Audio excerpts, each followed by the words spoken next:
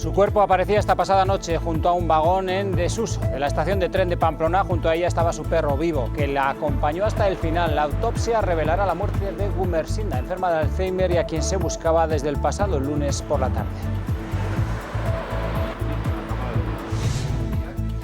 EH Bildu muestra sus intenciones para acordar municipios en Navarra y prioriza el modelo de pactos con los partidos del cambio de 2015. Ahora bien, Asirón insiste en pedir los votos del PSN para perpetuarse en la alcaldía y no ve motivos en el PSN para que no le apoye.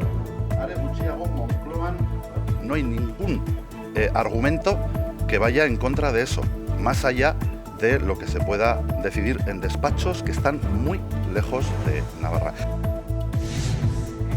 Sobre EH Bildu y Asirón han hablado hoy quienes fueron sus socios esta pasada legislatura y que han desaparecido del mapa municipal de Pamplona, perdiendo sus 3 concejales. Aranzadi hace balance y su desaparición, entre otros motivos, la argumentan mirando a EH Bildu.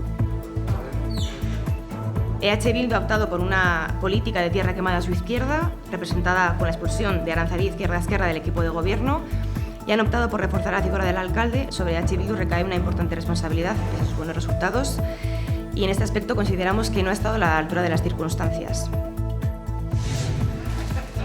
El Banco de Alimentos celebra entre hoy y mañana una nueva edición de la gran recogida en diferentes establecimientos de Navarra. Se aspira a recibir 600.000 kilos de comida para atender a 28.000 personas.